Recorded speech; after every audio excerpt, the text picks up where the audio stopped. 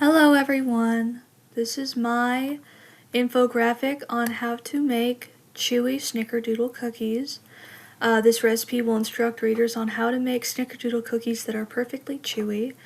The audience for this is anyone who likes making snickerdoodle cookies, particularly anyone who enjoys them chewy as opposed to cakey or crispy. For step 1, you have to get your ingredients. For this recipe, you make 24 cookies and you'll need 1 cup of butter, which is 2 sticks softened, 1 1/4 cup of granulated and brown sugar, 2 eggs, 1 teaspoon of vanilla and almond extract, 3 1/4 cup of flour, 2 teaspoons of salt, and 1 teaspoon of baking soda. And for the cookie coating mixture, you need 1/3 cup of granulated sugar and 2 teaspoons of cinnamon. Step 2 is preparation. This is where you preheat your oven to 350 degrees and you get your cooking pan and out and you spray it. It's also where you get your stand mixer and your additional bowl and all your supplies. It's also where you make sure you have all your ingredients. Now, step 3 is actually mixing the dough. You take your stand mixer bowl and you add the sugar, brown sugar, and butter, and you mix it until it's combined into a light and creamy substance, which I included a visual of to the right. I included a visual here because you want the sugar and butter to have a specific consistency when you mix them together, and I feel like that consistency could be a little difficult to describe, so I included the picture for clarity. After that, you add your 2 eggs and your extracts and you mix it again until everything's fully combined.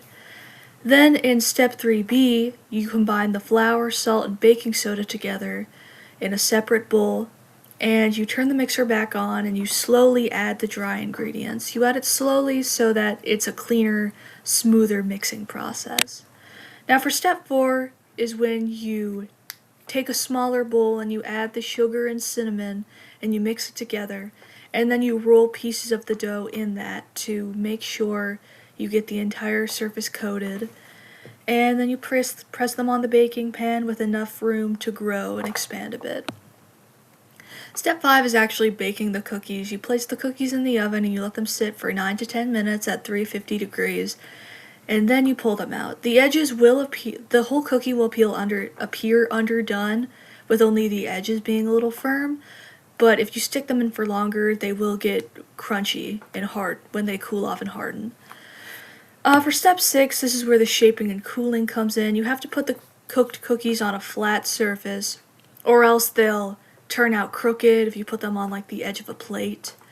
If you want your cookies to be a little more rounded, you can take a bowl with a rim that's slightly bigger than your cookies and roll it around the still warm cookie 3 to 5 times, and that should make it more shapely.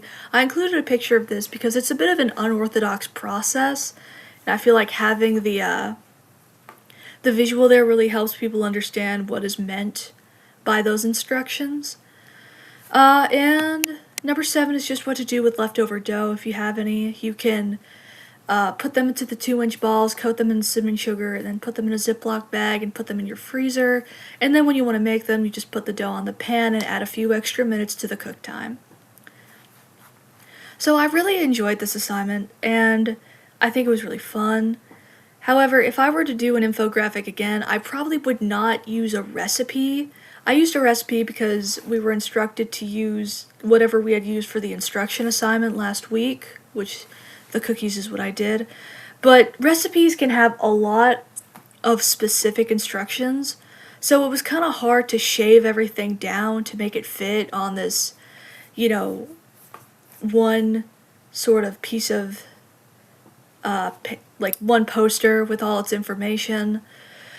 So I had to do a lot of, going through it and fine-tuning it to make sure everything was concise, but, still detailed enough to make sense for anyone who would make this recipe.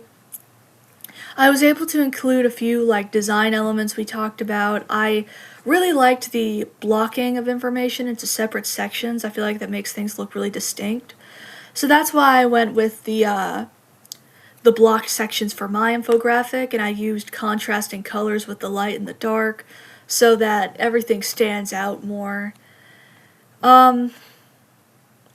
Like I said, one of the struggles I had was that getting everything to fit in a box